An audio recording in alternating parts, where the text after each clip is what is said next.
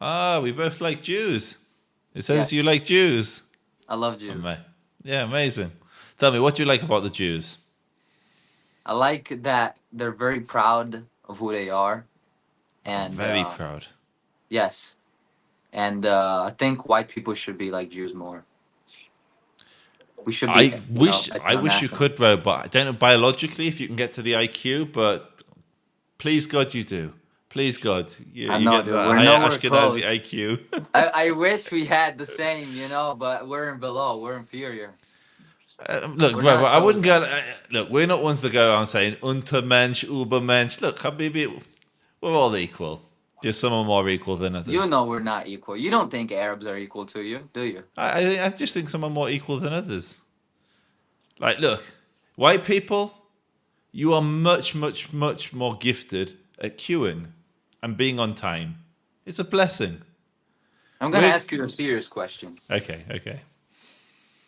Um, is it true that Palestinian is not a real like it's a modern identity? It's a very modern identity, but many identities are modern. And there are millions of people that see themselves as Palestinians today, so let them Is think. it an ethnic identity, or there's No, no it's not such an thing as ethnic a identity. Palestinian? So, like the names give away where the so Al Masri means the Egyptian, Al Bosnak means the Bosnian, Al Maghrebi means the like Moroccan, the Berber Yeah. type, and so the names hint at where their families originally came from. They're a very diverse people. Diversity is their strength. What would it take? Because back then when there was mandatory Palestine, Jews and Arabs used to live together in harmony, Yeah. right? Oh, not in harmony. They kind of massacred us, but we lived together. What about if we go more So back in time? when 1517, when the Ottomans conquered the land, they Yeah. massacred the Jews in Hebron. In 1929, when the British controlled the area, the Muslims massacred the Jews in Hebron. It's kind of been a recurring theme of the land. The Jews lived there, they were oppressed, and they were massacred. So what would it take for you guys to get along? Oh, we get along. We get along when they have Israeli citizenship. So there's 2 million or over 2 million Arabs that live in Israel. They have complete equality. They're in the government. They've sent Jewish prime minister and a Jewish president to jail. They're 50% of the doctors and nurses. And on the Palestinian side, under the Palestinian Authority, do you know how many Jewish doctors there are? Hmm. Zero. Do you know how many Jews there are? Zero. They have a law that bans us from being citizens. So under Israel, they thrive, God willing. So you wouldn't say Israel is an ethno state. Oh, it's far from an ethno state. It's a Jewish state, but it's not an ethno state. I mean, the Are idea, there the whole concept of ethno is more of a European thing anyway. We're a people. So, like, we believe the Messiah descends from a convert, a Moabite, a woman called Ruth in the Bible. She had a great grandson was called David, King David, and from him we believe the Messiah will come. So we've always been a diverse people. Moses married a woman from Cush; she was a black woman. So we've always been. We don't define ourselves along racial lines. It's more we're a people, and you can join the people. but at the same time, doesn't your mom have to be Jewish? Yes, yes, absolutely. So we have common DNA, and we descend from Jacob. But anybody can join the people. There's just a process for joining. Kind of like joining a nation. How would you become English? You take a citizenship test, and the English people, they give you, or the British give you a passport. It's the same with the Jews. You can join us, but it's quite a hard club to join. It's not as easy as England. There you just rock up in a dinghy and you get the passport. And at the same time, you guys don't endorse conversion. You No, don't no, promote because conversion. we believe religiously, it's a religious conversation we're having rather than a political. We believe religiously it's easier to get to heaven, Olam Haba, as a non Jew. We have lots of laws, so it's easy to sin. And we believe that God is all merciful so that anybody can get to heaven. And so it's easier to get there as a non Jew, God willing. Do you are you are you a student or What do are you you a mean? rabbi? I'm a student of knowledge. Okay, that's what the Muslims say. But all right, you troll a lot. But A lot. okay, okay. Um, Then I'm gonna ask you this: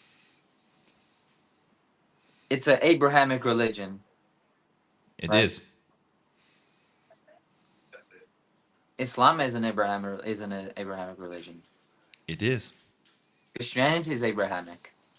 Habibi, you're good. Is oh yeah, is some are Samaritans Abrahamic? Yeah, oh, they're my brothers. Absolutely. Samaritans are considered Jews ethnically, or no? It's yes and no. They don't consider themselves Jewish; they consider themselves Israelites. And our rabbis have said that they're Israelite and that they can be given Israeli citizenship. So half the communities in the areas controlled by Palestinians, and half the communities in Holon in the area controlled by Israelis. But no, them. I've got many friends. Well, I've got one friend who's Samaritan. There's not that many of them. Okay, but um, so I talked to a rabbi a long time ago. I talked to a rabbi on here from Israel. We had a What very did he long say? conversation, and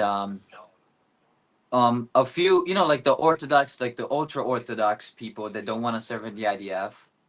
Yeah. Usually, their excuse for this or their motive is that they say that religious Zionism doesn't make any sense because they claim that the land of Israel is to be given to the Jewish people only when the Messiah comes back or comes. I'm sorry. So the majority of ultra Orthodox Jews don't say that. The majority of ultra Orthodox Jews vote in Israeli elections. Some of the biggest political parties are United Torah Judaism, Shas, and these are religious parties. About a quarter of the voting population, if it was representative of the Knesset, would be Orthodox. And that's not including Likud, who have a huge Orthodox following. So a huge percentage of Israelis are voting in elections. The ultra Orthodox Israelis are voting in elections, which you wouldn't do with your anti Zionists like Satmar and Neturei Karta, who are two sects that are Yeah. against the state. But what about those? Like Neturei Karta, for example. So Neturei Karta is an interesting. There's like 10 of them. I went to yeshiva, a religious seminary, with one of them, and they're tiny. If you look at any of the protests, it's the same five faces in London and the same five faces in New York and the same five faces in Jerusalem. They're a tiny, tiny community, a fringe of a fringe of a fringe. And do Satmar's you consider biggest, there's them extreme? 100,000. Yeah, I do. Not Satmar, I consider Satmar just religious. Neturei Karta I consider extreme because they sit down with our enemies, they take money from our enemies, they defend our enemies. Whereas Satmar, they stand with all the Jewish people, they're just opposed to political Zionism. And that's fine, they're my brothers, they just have a different reading of the religion. Who would you say your enemies are? So in their case, it would be Iran, the PLO. Okay. Like by Iran, I mean the regime, not the people. Obviously, there's some good people in Right. Iran. Do the Iranians like the regime? I think it's very much split in the country. In the when you move out of the educated cities, huge support for the regime. When you're in the more educated cities, there's huge opposition to the regime. I think it's very much a class thing. Okay. You're, I guess you're more of an intellectual. That's very kind. No, I'm a troll, bro. I'm a Oh yeah, of hardcore course troll. I can tell. But you definitely know other I mean, you take a stance, right? I mean, And well, look, whether bro, I disagree we're with it or both not. wearing our colours on our sleeve. I mean, hey, we have different I'm still you see that I'm inquiring you and I'm listening. I may No, not agree. to be honest, the overwhelming majority of National Socialists that I speak to, they're They're ignorant. no, it's the opposite actually, because I don't You speak to the think so? ignorant ones. I've got a few videos. Well, I've got a couple of videos on my channel, like long conversations with National Socialists who are searching for an identity. And in my experience, most of the guys that I've spoken to, they fall into one or two camps. They're either idiots, like you're saying, they're contrarian. The Nazis did evil things, so they latch onto that ideology for contrarian reasons. They want to be bad. They want to be evil. Rebellion. They're the one that some of them are like Satanists, like like Oh the yeah. cultist types. You have some crazies, and then you Yes. have others who looked at what happened, looked at what's happening to Europe in particular. I was born in the UK, and there's no one speaking out for these great civilizations. And they look back in history, and in my opinion, they latch onto the wrong ideology. But it's coming from a place of love for their people rather than a hate for the Jews or a hate for others. And they're the people I work with. That to be to patronize you or anything. They're the guys I try and de-radicalize. They're the guys I'll have a good conversation with. Because I think there's no shame in being proud of the incredible things that Western civilization has done. But you then don't need to like latch onto the genocidal like area and master race, yada yada. Which I'm sure you know. I mean, you're wearing the colours. We don't have to go deep into that. Oh, brother, I have I'm deep into it. Like my girlfriend is one. All my friends are. So it's like but it's not an echo chamber either for me because I like to hear about different opinions. And the whole reason why I became this way is because I wanted to listen to different opinions. So, I what mean, I've was it only that appealed to you about National Socialism? the racialism, the economic aspect, So um, you're like you're into collectivism, socialite, corporatism, yeah. yeah. So, And like, would I'm you an look at like anti-capitalist. China as a good model for the West to base itself on? No, I'm What like what? China. China. Well, I think. Well, for me, obviously, I put an emphasis on race, on on racial nationalism. To be honest, 'cause I'm kind of a pan-European, so it would be So great so if we could have that pan-European where do I federation. sit in that? So Ashkenazi Jews, where do they sit in pan-European racial nationalism? It's an issue because Ashkenazis are mixed. They're mixed European, mixed Semitic ancestry, Middle Eastern. So it's quite of an issue. And Culturally, I'd say they're very separate still, though, in the sense that we retained a separate language while we were like a large population before you guys had a pop at us. We had we a Yiddish, Yiddish, yeah, which is a unique to Sephardi. European Jews. And I guess you have the evolution of Ladino and other languages in different European areas. Yeah. There was a culture which is kind of unique to Ashkenazim to do with the religious Mhm. laws they follow. Um, but you're right, in terms of genetically, around Yeah. 60% of the DNA, or 40 to 60%, depending on the study, goes back to the Levant, and then a lesser amount goes back to Southern Europe in particular. Yes. Um, and so, yeah, I just wondering, it's like, are we as European as Slavs? Are we as European as... where do you put us in this racial... Um. Well, as far as I know, genetically speaking, from studies, they're the closest to Southern Europeans, like you said, because of the Roman Empire. Yeah. And when the Romans destroyed Judea and displaced all the Jews over the empire, they um, started either conversions happened or intermixing in general happened, and so they acquired some genes from Italians in particular and Greeks, and so that is why very often they look like us, they resemble us. Um, and we have the Italcan community, which is very Yeah. small. It's a historic Jewish community in Italy since the Roman times. I think, yeah, yeah, pretty imperial, perhaps pre-imperial, but either way, that is where they stand genetically speaking. Though I still don't consider them my own because they're mixed and heavily. I mean, let's say they were, because More, I've more mixed than the ironically I've met. Spanish? What's up? More mixed than the Spanish? Spaniards are mostly European.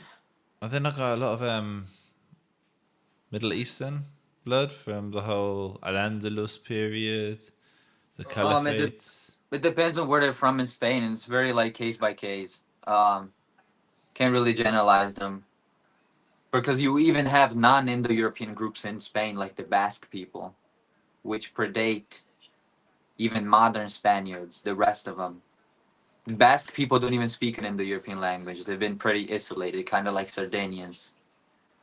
And so they're, you would say, the most genetically pure people in Europe because they even have less components of the other ancestral groups which Europeans have. We have three major ancestral groups which we derive from. We have Western hunter gatherer people, we have early European farmers, and we have the Yamnaya, which were the Proto Indo Europeans, okay? The whole Aryan thing stems from the Yamnaya people. And while Hitler was not obsessed with that, he didn't say you need to only have that because it was pretty hard. They did glorify the Nordic people as the epitome of racial purity of the Aryans. And at the time, as you know, as you could just look at Hitler himself, he didn't look like that. He did not have the Nordic phenotype. Joseph Goebbels, the Minister of Propaganda, did not have that. Um, Yet, what they wanted to do was Nordicize Germany as much as they could, and that's why they promoted these programs like the Lebensborn program to Yeah. make women have a lot of children, because they wanted to purify the people to get rid of any foreign ancestry, because they thought that the steppe people, the Yamnaya, the Aryans, were the ones who had achieved all of these things and created all of these major civilizations. So, do you think that's true then? So, if you look at someone like Plato and Athens, would you say that they're the Yemna? This is an area I don't know, so I'm deferring to your wisdom here. Are they Yemnaya people? Where? Like Athens, the whole Greek Yeah, incredible of course. intellectual accomplishments. Yeah, Of course. They had obviously early, well, very, very early Greeks did not really have a lot. The Aryan migration happened, I think, at least 1,000 or a couple thousand years after the early Greeks already had had started civilizing the fucking country. I guess it wasn't a country; they were city states, right? yeah. But for instance, the Latins, the Italic people, the Latins were mostly Indo-Europeans. The Etruscans were not Indo-Europeans. And so I Um, think it's very important to know where you came from. But I yeah, of don't course. believe that any people is racially. I mean, I'm sure there's some exceptions, as you said. You think the Sardinians and the Basque people are quite Very isolated. isolated, right? But I get where you're going at. I get where you're trying to But go. like, thousands of years on, most of us are very mixed. And what strikes me as more important is the culture that's preserved rather than the racial purity. For you, is it the racial purity? I'll say why. Now, putting aside the fact that I think our racial characteristics in terms of looks, I think those are the best ones, because it's my preference, right? I like white Oh, women is what I'm most attracted to. Now, putting that aside, I believe culture and language, and it's not a belief, it's a fact. It stems from a certain ethnicity. For instance, I'm gonna turn this on you. What would Jewish people be if the line, right, of descendancy, like you said, from yeah. Abraham or whoever Jacob. you Yeah, yeah, claim? yeah, yeah. Okay, where would it be if, right, all the goyim became converts? They all converted, Yeah. right? They adopted the culture. Sure, you adopt it, but it isn't yours. It's like It's not cultural what you produce. appropriation. Yes, that's what it is. It's kind of like So, me converting to Islam, right? And saying, I descend from Muhammad, right? I mean, It's interestingly, that sense. is what the Muslims do. Interestingly, so you hear that Jews and Muslims are cousins Yeah, I do. because Abraham has two sons. Well, Muhammad, according to the Islamic tradition, descends from one of those sons, and we descend from the other, Isaac, and in Arabic Yeah, Ishmael, and some Muslims say we descend. Well, it's not. It's actually just one of the. It's just the descendants of the Al-Ashraf, the descendants of Muhammad, that can claim that, and anyone else that descends from. But it's certainly not all Arabs because the Arabs predate. They yes, already exist. yes. But anyway, So you think it's cultural appropriation? So I understand what you're saying. So if everybody just takes on a monoculture, it's for me. It's not even that it's you're taking on something that's not yours. That doesn't bother me. If there's just one monoculture, it's going to be the dullest place in the world to live. The internationale. It's just a communist utopia, and there's no nations, there's no people. Imagine there's no borders. It Oh, sounds a very boring world. are you saying it's a boring world if it's no borders and no nations? Is that what you're saying? Yes, yes, yeah, yeah. Yeah, I I agree with really, that. yeah. I I agree like. because like the very thing that is bad about multiculturalism is that over time it does lead to the cancellation of separate ethnic identities. Okay, like let's say, okay, and I'm I gonna actually use disagree. Let's disagree on something because I strongly disagree on that. It's very rare that I disagree with a neo-Nazi that follows Adolf Hitler. I'm joking, but no, I I wouldn't strongly expect it disagree of with you. what you I said. would agree with you And on everything. Yeah. what I disagree with multiculturalism is I actually think multiculturalism is the preservation of distinct cultures within a nation, and I actually believe that leads to conflict.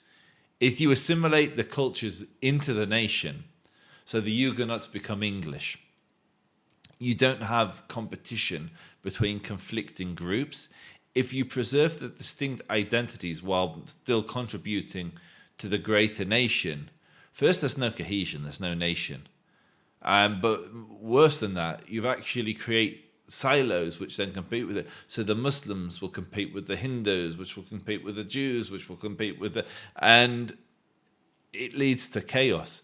I think if you bring people into a nation, you need to assimilate them into it. The cultural appropriation. It's the only way a nation survives. And so the reason that our nations have flourished is because we've absorbed people into them. There's very few nations that haven't absorbed people into them over the centuries. I mean, look at Iceland. Iceland is doing pretty well economically speaking, and they're pretty. I wouldn't say they're an ethno state by any means. They still have immigrants from the third world coming in, but Absolutely, all 25 Icelandic people are doing very good. All all 25 of 25 of them. them. It's a small number, but if they did promote natalism over there, it would flourish on a social level. They're just depressed because of the weather, because it sucks. It's always shit, but it has nothing to do with how the country's doing financially. And that's it. That's the only issue. But So I can look at my own people, and I think we've done pretty well, the Jews. We've outlasted most of the tyrants that tried to crush us. Hitler's long gone. Like there's like five of you guys left, I think, still waving the swastika. So we kind of outlived the I don't know about Nazis. five. Okay, sorry, I'm being a bit cruel. There's a 15. more. You know there's more. You know yourself there's a lot. There's a No, lot. there's a lot. There's definitely a strengthening right. There's very few National Socialists. Very few. There's a lot. Hardcore, probably not as many as. Willing to identify as National Socialist. They could repeat what the 25-point program is, because this is one of the other things. Whenever I meet a Nazi, I ask them, "Can you sell the I've 25?" read it so many times. I can't recite it because I have bad memory. No, But no. I can The recite a reason couple points. the Yeah. reason I didn't push you is because I'm pretty confident you'd know it. You clearly have a breadth of knowledge on the areas you're engaging in. A lot of the people, they either fall into this category where they have the knowledge, or they're absolute airheads. There's I know, nothing and in between. that is what I was saying earlier when you said, most people I talk to like you, and I said ignorant. Yeah. Because the ones that I encounter, the ones that I have conversations with, there's really a few of the ones where I would call them, oh, these guys are knowledgeable, they're serious. The rest are really edgy teenagers that get Yeah. groomed online on TikTok, on Discord, and since it's such a shock factor, right? It has shock value. I wish Did it you- didn't have shock value, but but it has shock value because of what the Nazis did. here's the thing, though, and I've reflected upon this so often. People associate the ideology strictly with the war. And that Yeah. is only because we have experienced fascism one time in history, and it was only during World War II, and World War II was horrible. And it was a disaster. a ton of people died. More Europeans died than anyone else. So Yeah, obviously, it turned out to be, something horrible for them too. Like it was a disaster for them, obviously. but like for instance, the swastika you can get away with. Like, okay, I'll grant you the swastika. It's got rich history in India, In definitely Europe, negative connotations today. But how can you wear that T-shirt and not think maybe we're on the bad guy's side rather than the good side? So it's that's like literal skull. I have. Well, it's pretty. It's cool, but look at the phrase. It's very happy. I You mean, know. as a Jewish person, when I say that, it doesn't immediately make me smile. I'm going to be honest. If I see you walking down the street with that T-shirt, I don't think my reaction is going to be to keep on smiling. Like I might be being a bit of a drama queen. Granted, I can be a bit I mean, you can sensitive. look at me. You can see that I'm pretty. I don't look intimidating. Bro, if I saw Okay. you on the street, I I look think like it a would kind probably go person. one of two ways. We'd probably be fighting, or like as with all due respect, like, and I don't mean this to you. Seem a nice guy. We're having a chill conversation, but the people who wore that emblem, they murdered my family. I have family who did that. Yeah, and I didn't murder your family.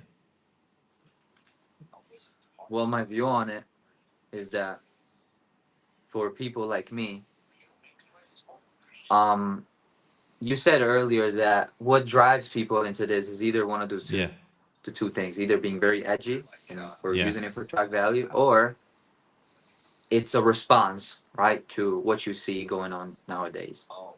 And you feel compelled to be like this because you feel like you've been done wrong and your people are facing an active genocide. So that's what I Why want to tap genocide? into. That's what I want to tap into because I do you clearly there's anger there, and there should be anger. Of I course, left a the UK. lot.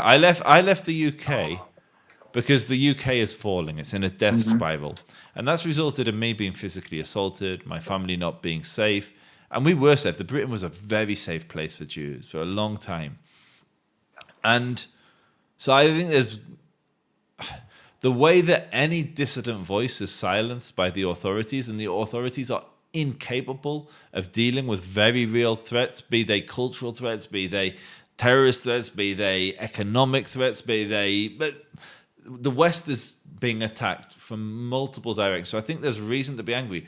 But you touched on something which is, I think, the key thing. You use the term genocide and you're angry, and the ideology that you're associating with, the last time they felt that level of rage, it was my family that felt it.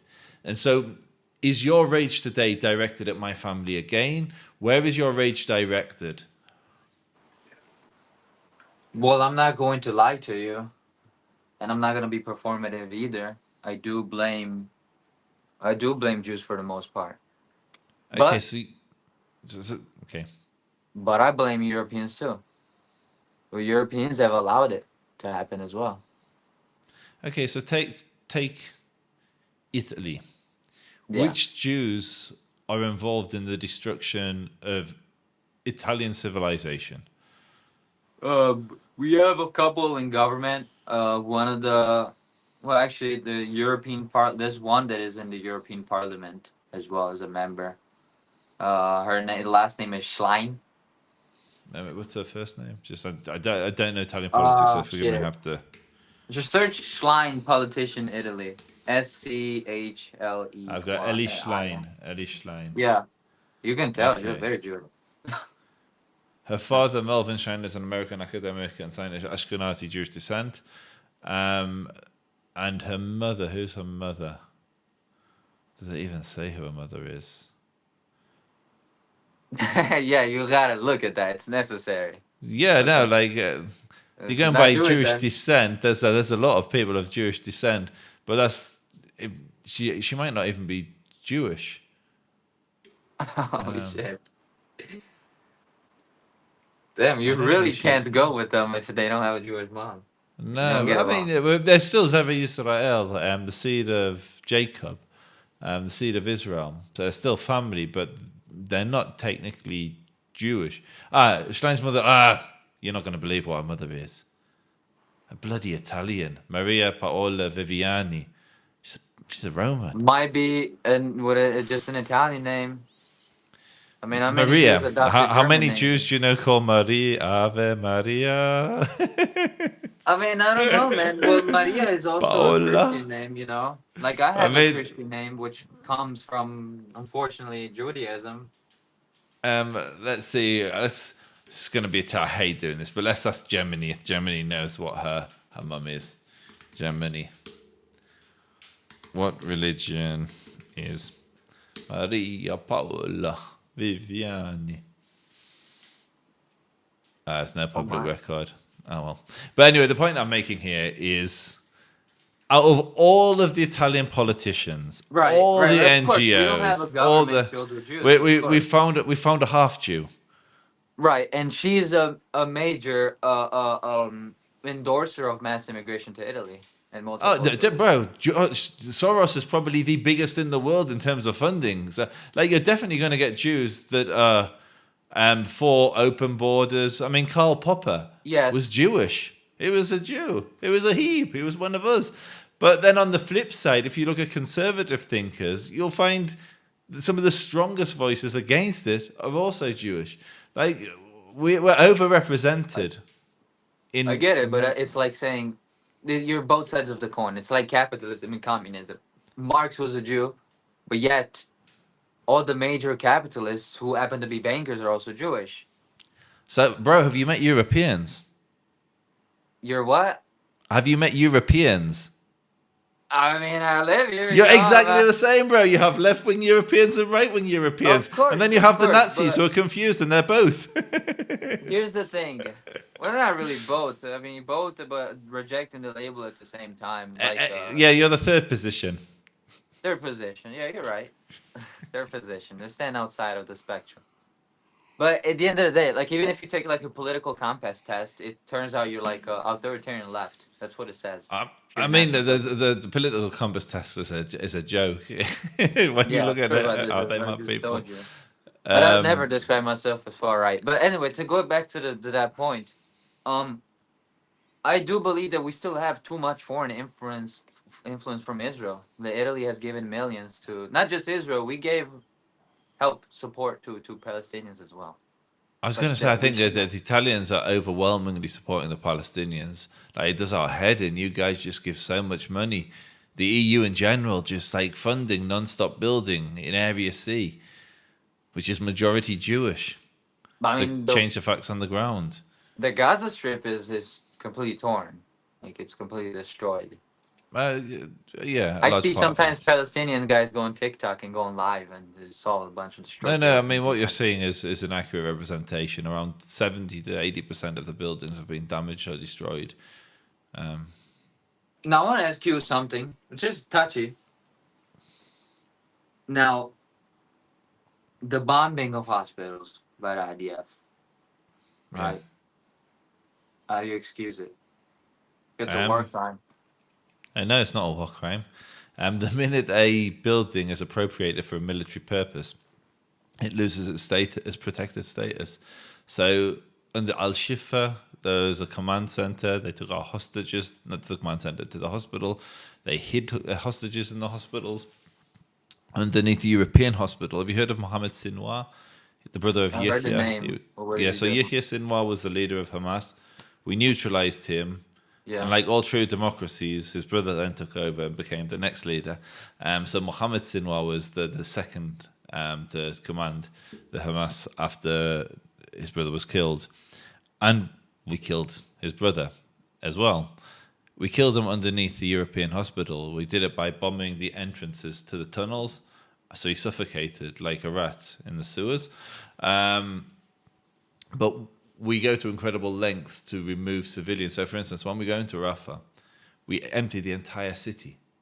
Do you understand how difficult it is to evacuate a city in one of the most densely populated areas under intense gun battles and fights with Hamas and minimize civilian casualties? For context, 72,000 people have been killed according to Hamas, the Ministry of Health.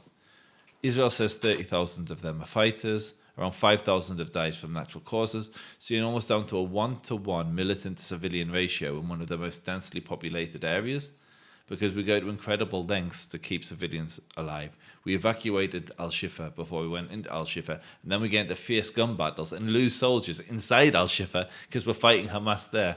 So we would never hit a hospital unless a hospital was appropriated, hijacked, and used as a military target. And even then, we take incredible measures to remove the civilians from those vicinities. Still, you would agree that a ton of civilians have died in this conflict, probably more than actual terrorists. I am slightly more, ever so slightly more, like 1.2 to 1. In 10 days of fighting in Al Fashir in Sudan during the war, you have 60,000 civilians killed. So more people died in one city in 10 days of fighting in Sudan at the same time as what's happening in Gaza than 2 years of fighting in the most densely populated area. If Sisi opened the border, there would have been no women and children to die, because like every other war conflict, there'd be refugees. Millions of refugees from Ukraine, millions of refugees from Syria, millions of refugees from Afghanistan. Zero refugees from Gaza, except the few that were able to pay the $10,000 bribe to the Egyptians to let them through.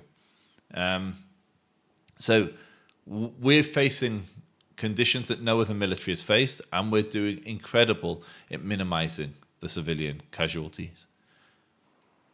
I just don't understand why. It's something you just said, the Egyptians wouldn't let the Palestinians through. I thought they were supposed to be, Muslim brothers and. Yeah, so ironically, What the happened to reason that? why is the Muslim Brotherhood. So the greatest threat to the current Egyptian government is a group called the Muslim Brotherhood, Ikhwan Muslimin, and Hamas is an offshoot of that. Before Hamas was Hamas, Sheikh Yassin, who was its spiritual leader and founder, ran the Muslim Brotherhood in Gaza. And so in the charter, the opening charter, they say they are Muslim Brotherhood. And the reason Sisi doesn't let them in is they are the greatest threat to his leadership. Okay. Well, what about nearby? What about nearby countries to Palestine? It's amazing. It's amazing that you have refugees from all over the world, and they're able to get as far as Great Britain. Iceland probably has asylum seekers, but Gazans Palestine? no. Not from Palestine. So Gaza, they locked the border. The only people that got out are those that were rich enough to pay a $10,000 bribe. And I know this because I have friends IDF who've locked escaped. the border? No, Egypt. Well, Israel doesn't let people come into Israel because the last time civilians went en masse through that border, they massacred 1,300 of us. They were at war with Gaza, but Egypt isn't at war.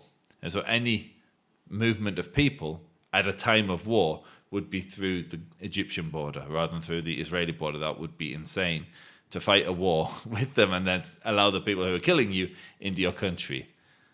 That would What be about national civilians, suicide. right? Like How do you differentiate between a civilian and a fighter? a child?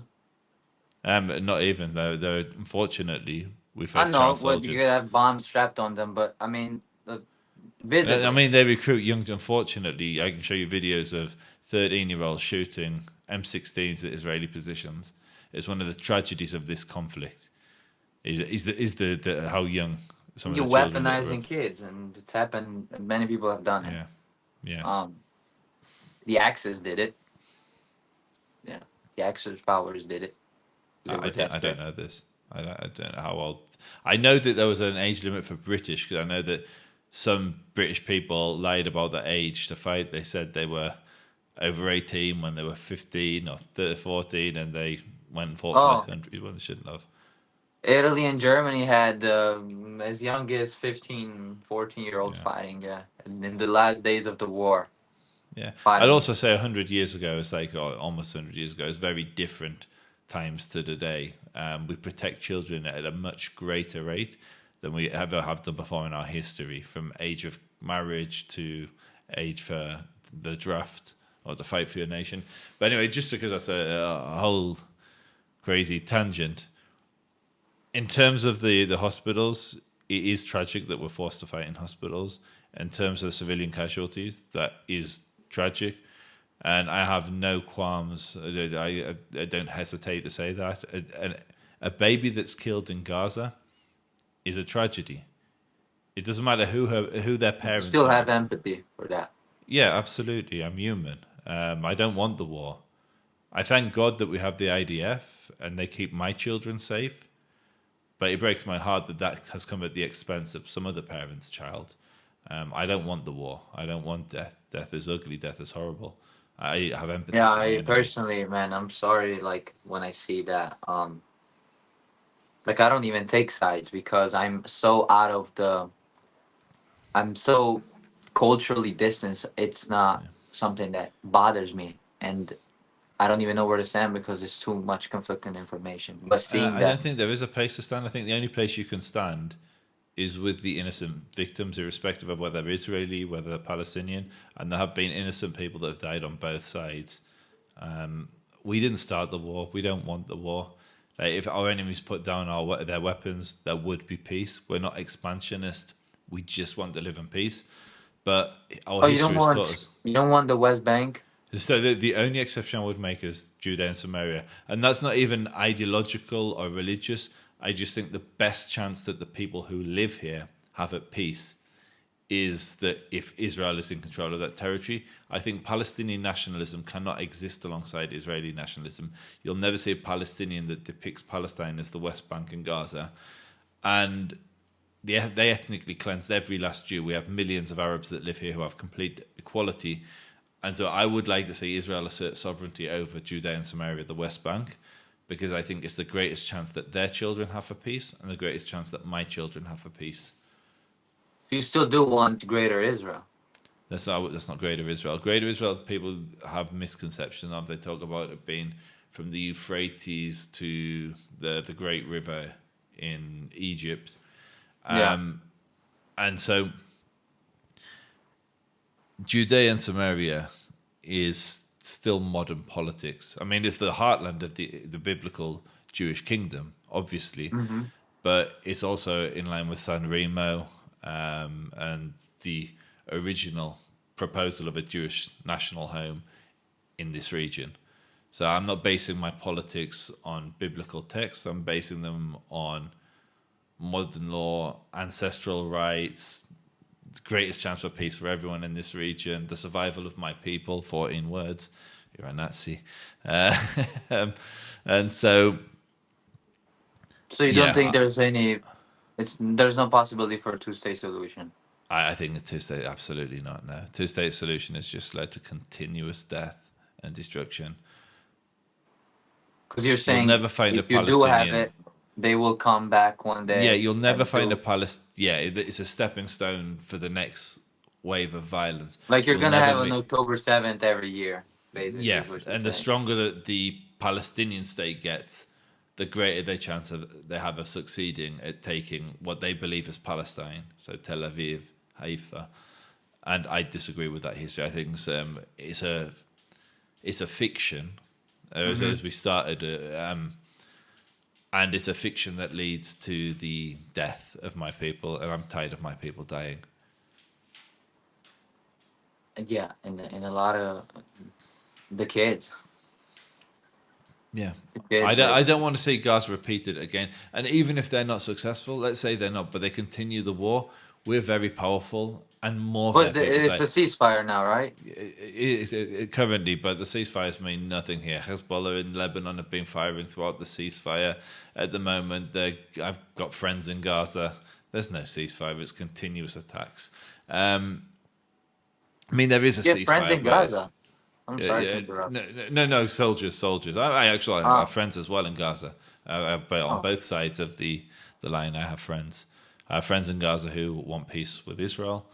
I have friends in Gaza who are there to keep Israel secure and safe on both sides. The thing that unites both of my friends, irrespective of which side of the yellow line they're on, is their desire for peace. so if a civilian, you're sure they were civilians, right? From Yeah. Palestine, I guess they came to Israel and they said, I want to live in peace. Grant me some refugee status, citizenship, whatever.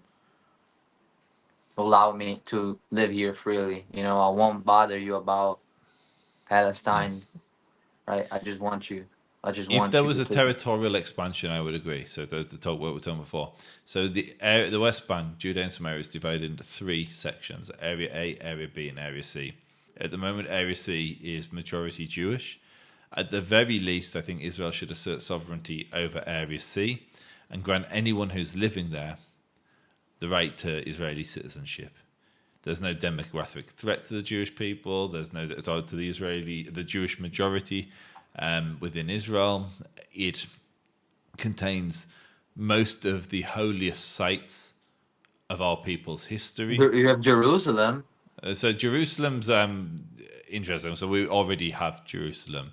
We have some But stupid laws where we don't assert. isn't it half So and half with Jerusalem? no. So at the moment, we have fully reunited Jerusalem since the Jordanians conquered it and divided it into two. So we believe Jerusalem. We don't believe in East-West Jerusalem. We just believe Jerusalem.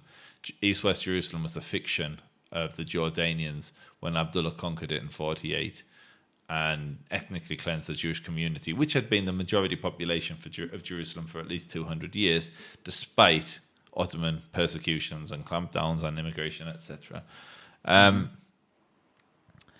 No, I'm talking more when you go into like the Shomron and Yehuda.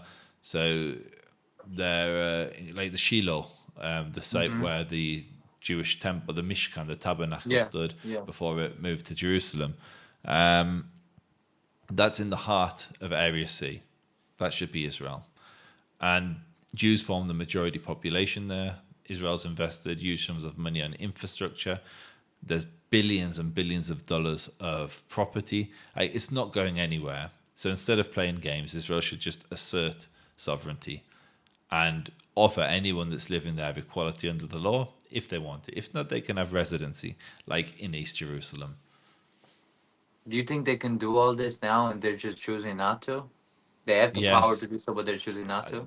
yeah, absolutely. And I think it's a mistake. I think being honest it sends a clear message to the nations, the United Nations, and saying that this is Israel. Stop investing in infrastructure here, which destabilizes and leads to further conflict. Stop sending I speak to Palestinians every single day from here, and I say, if Israel offered you citizenship, would you take it? Like, granted, if there was a button you could press and you could get rid of all the Jews, I'm sure you're going to press that button, but that button doesn't exist. So with the reality you face today, if Israel were to do that, which you would be cool, and the overwhelming majority of Arabs that live in Area C that I speak to, and they're on my YouTube channel, they say they would take Israeli citizenship. And so I think Israel should stop playing games and just say this is Israel. What is stopping them? What is it that? America. But isn't America, kind of just following Israel into what they want to No, do? it's the other way around. It's so frustrating. It's one of the most frustrating anti-Semitic or don't even know if it's anti, but yeah, I guess it is. Tropes that said is that Israel controls America. It's like, guys, you are so freaking dumb. We wanted to kill Yahya Sinwar. He's in Rafah. We want to go into Rafah. America stops munitions from coming to Israel at a time while we're to prevent us from going into Rafah. They say if we're going to Rafah, they're not sending the munitions. We're in the middle of a war. We're getting attacked from Iran. We're getting attacked from Yemen, and America blocks arms to us. And it hurts particularly because we have this ridiculous arrangement, which we don't want, and Netanyahu's even said he doesn't want, where they give us basically a loan or they write a check and says, here's $3 billion. You have to spend it on American arms. These are the arms you can buy. And you can't develop your own. So we can't develop a fighter jet because we've got to buy American. Now, Americans make great jets, but it then massively limits us because we become Dependent. completely dependent. We lose our sovereignty, lose our independence.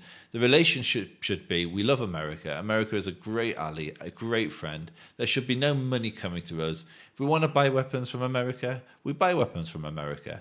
And I think we should exclusively buy weapons from America, but we should also be able to develop our own.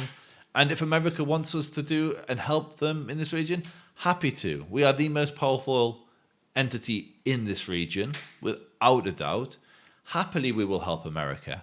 But we don't want to be subservient. We don't want to be subordinate. We don't want to be under America. We want to be a partner in this region. Do you think America is only so invested in you because, like you said, you're such a powerhouse in the Middle East? I And think there's it's a two stronghold for aspects. them? There's two aspects. One aspect, so domestically, there's a very large evangelical voting bloc that loves Israel. So it's in politicians' interest to signal that they support Israel because the Christian bloc likes that.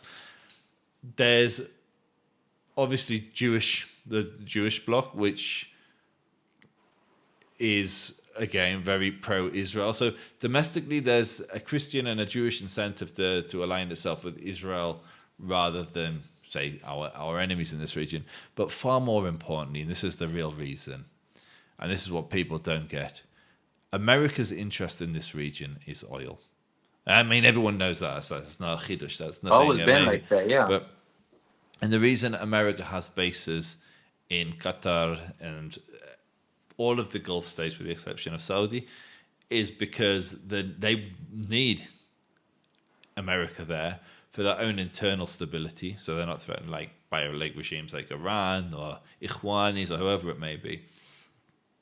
And the second side of it is it ensures that the oil flows out. It ensures that the oil flows into the global economy, and America retains its status as the global hegemon.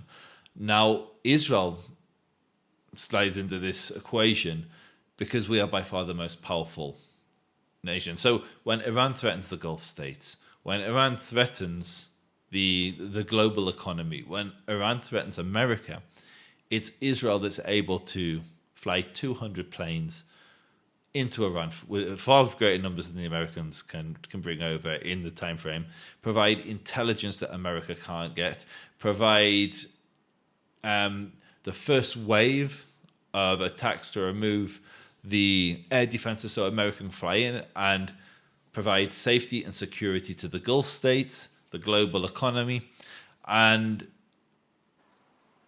it solidifies America and retains America's status as the global hegemon. It proves its worth to the Gulf states, and Israel, obviously, it's to our benefit because one, we're pleased with America, but two, Iran's obviously as much a threat, if not more of a threat to us than the Gulf states.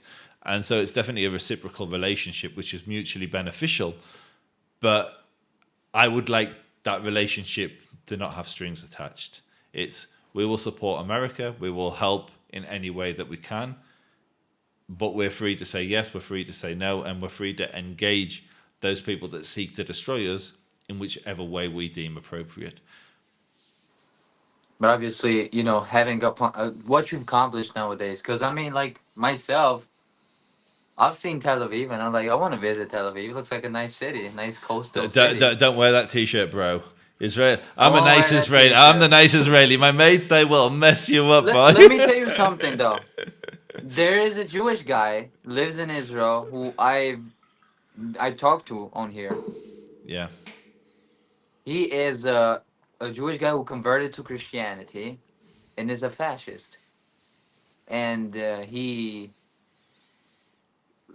does not like, the current government. He's like an Israeli, he's a Jewish National Socialist. So Bro, he's not the first. I mean, Jews, we have some idiots amongst our people. But there was an example where there was some Russians that immigrated here about 15 years ago.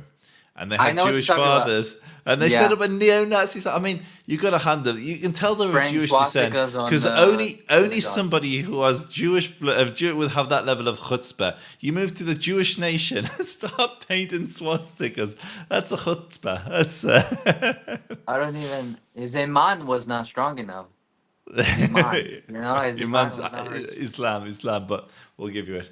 But I gotta get some more content. But what I would say is, like, just to end, because we haven't really touched on that. Like, what when it comes to the 6 million that were killed, in the Holocaust. Like, you seem like a thinking man, the same way that I'm empathizing with the Gazans that are dying. Like, where are you when it comes to the Holocaust? Like, whether you think it's 271,000, 6 million, a lot of Jews were murdered, including my family. I mean, Yeah. Yad Vashem Um. records 4 million, or over 4 million. The Nazis admit, Goebbels admits to, yeah. What would you, sorry, Eichmann admits to it. What would you, where do you stand on the genocide? In terms of numbers, I don't really believe that, but I don't say 271. I don't trust that document either. A lot died, and a lot of Okay, so innocent, it's just that whether it's kids. hundreds of thousands or millions, Doesn't matter. Still a lot of children, people. yeah, like Jews were children of it. persecuted. So where do I'm you not one stand? of Where do you those stand on complete that? Yeah, deniers. I think it's just yeah. delusional to just because there's neo Nazis. They're like, no, no, the Holocaust did not happen. No Jews were persecuted. They weren't killed. Auschwitz was a summer camp. Stuff like that. I hear it all And the then time. in the next breath they say Hitler was right. It's like, okay, whatever. But I mean, anyway, look, just to bring it back, because that flag does represent it. Whether it represents it to you, when I look at it, if I showed my parents it, if I showed my neighbors, if I showed Holocaust survivors, and I used to pray with the Holocaust, with survivors of the Holocaust, and like what do do you you mean say where to I those stand with people? it? Yeah, like they lost their brothers, their sisters to the Nazis. What's your stance on that? Because obviously that's what we see when we look at what you're wearing. We don't see your love for pan-European culture. We see the genocide of our family. Well, like I said earlier, right? This brings you, uh, you're brought into this because of anger built up, a feeling of needing to take revenge. Uh, what the Nazis essentially did is they were so angry and seeking revenge, feeling that they've been done wrong, feeling like their people were being displaced, their culture was being replaced, or I guess, uh, um, how can you say it, made dirty by foreign elements, Jewish elements. They felt like their university professors were becoming too liberal because they were Jewish. They felt their art was becoming degenerate because of Jewish influence. So it culminated in the Holocaust. And before that, they had tried to seek other solutions, right? The final solution was ended up becoming killing, but it did not become official policy until 1942, when Reinhard Heydrich, uh, one of the major architects of the Holocaust, had the Wannsee Conference, where he officially said to major SS generals, "We have to get rid of them." Before that, it was not. Like, that was not official policy. It was not their Okay. goal. Hitler So had tried to displace Jews elsewhere, attacked in so that's Madagascar. it. That's the moment. That moment right there for you. You're wearing this iconography, and you're representing that. Why? Like, how do you relate to that? You know that it doesn't. We don't have to argue numbers, but you know a lot of Jews were killed for this reason. Many of them, most of them, innocent of any of the accusations thrown at them. Where do you stand on that? Well, man, I mean, I don't hide behind the shadows, and I say how things are in my mind. I excuse it. I excuse it because I understand what made them do it. They couldn't have just spurted out of nowhere and said, "We have to get rid of the Jewish people," for no particular reason.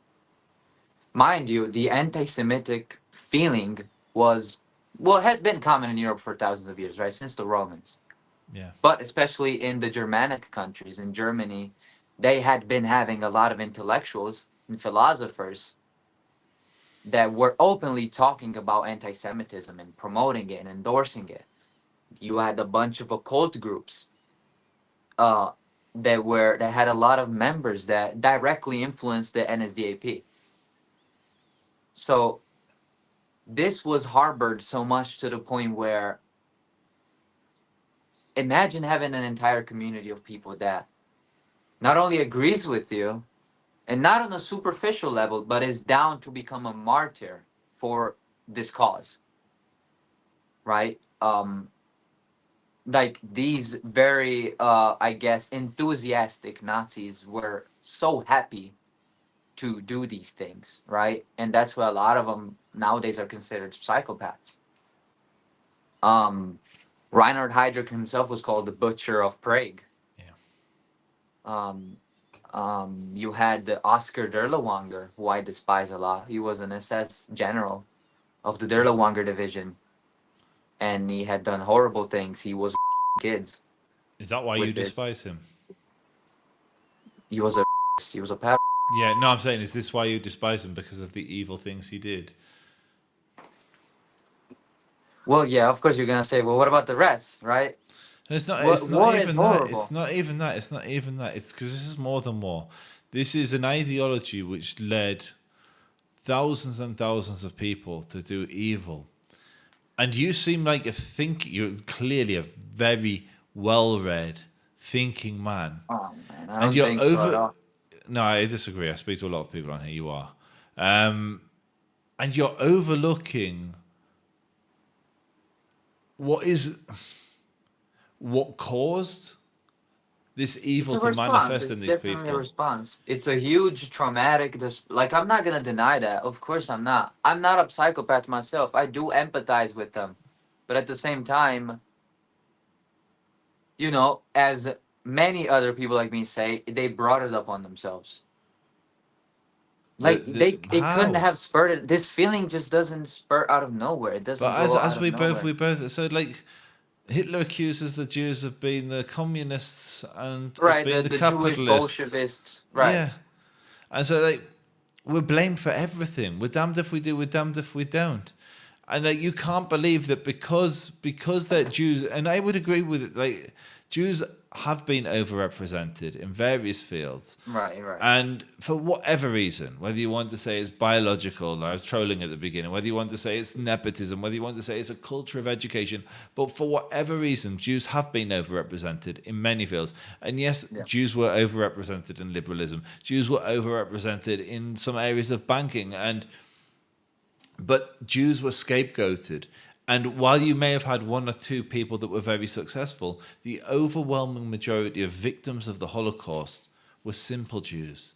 Simple Jews like me, like my children. I don't run a bank. I haven't got a Nobel Prize. I'm not particularly liberal. I'm not particularly communist. Certainly not fascist. I'm just an ordinary Zionist Jew. And I think most of the victims of the Holocaust were innocent, and that's the bit that. And I think the people who were liberal were also victims. But even if you want to say they deserve to die, which they don't, even if you want to say the communists deserve to die, which they don't, the capitalists, the bullshit, it doesn't matter. They didn't deserve to die for their beliefs. Just like I don't believe you deserve to die. I don't believe your ideology literally led to the genocide of my people, and I don't believe that you deserve to die, and I don't believe that your children deserve to die. Like, Well, look. Do you want to know why? Well, you said that they're innocent of things they're accused of. yes. But in the Nazis' minds, other than putting these things they accuse them of, they were Forget the Jewish, Nazis. right? You are a Nazi. You. Yeah. Well, Uh, I'm telling you. You know why they got rid of all of them? yeah. Because the whole premise of the final solution is, how do we solve this permanently and forever? Okay. If So we just logically exterminate the entire Jewish race, we will never have to deal with a problem coming from Jews perfect. because So, they will be gone. deal with that. Deal with that. So this is it. Do you subscribe to that? Not Nowadays, not the extermination of my people, but that the Jews are the cause for this. So look at I know Britain. Britain's immigration policy isn't set by Jews. It's set by Brits, by British people, by white Europeans. but that is why I said earlier. I also, I like I say we should also take the blame for that. because we also allowed it to happen because we lost. Well, this goes into another topic.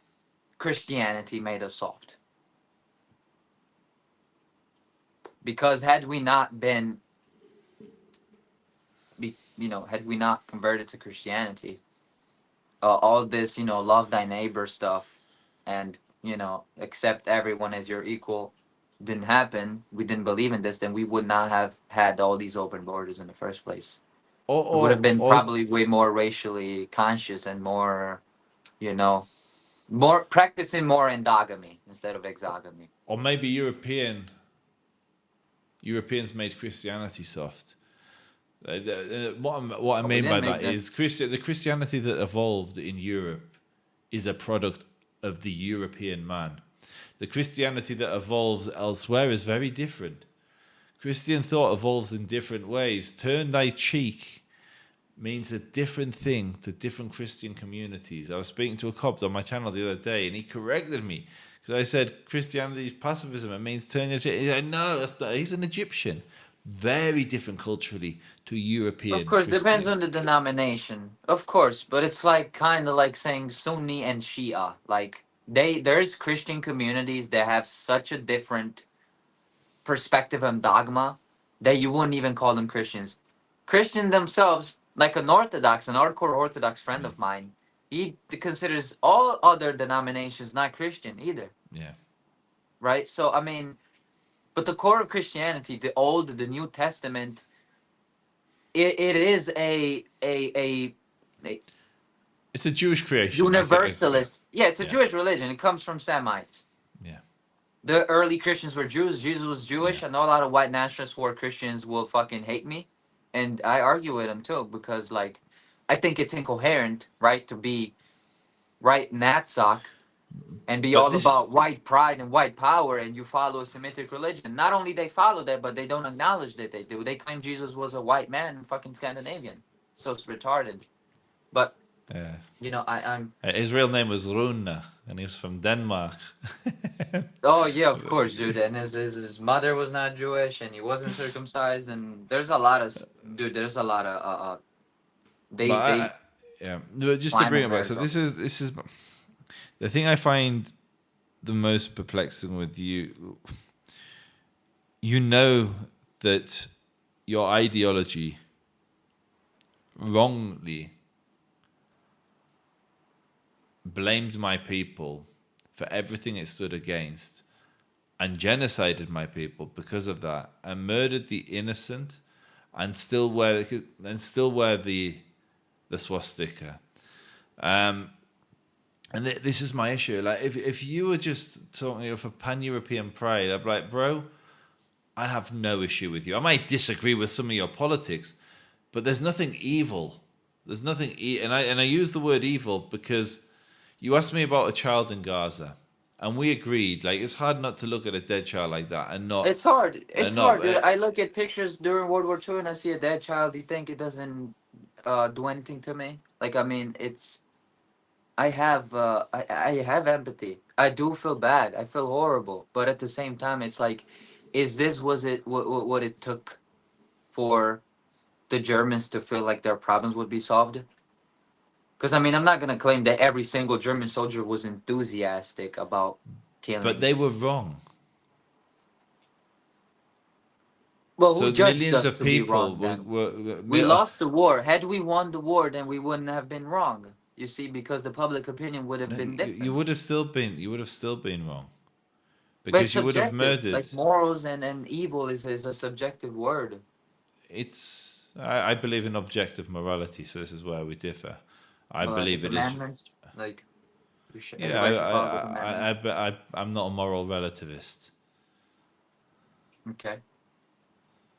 That's because you take your morals from your religion.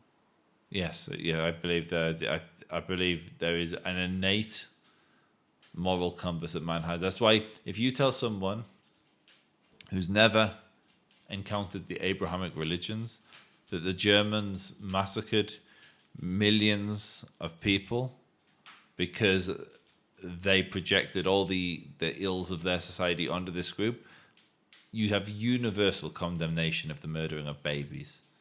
because you believe they'd made the universities liberal. Universal condemnation. You have to be a sociopath to think it would be the equivalent of me saying we need a genocide, and not just say it, do it. Genocide all the Palestinians because of what Hamas did. And what Hamas did is far more painful, far more real, far more tangible than what the Jews did to Germany. And would you agree with me it would be wrong, immoral, for me to say we need to genocide all the Palestinians? Would you agree? That would be an inappropriate solution, response to what they inflicted on my people.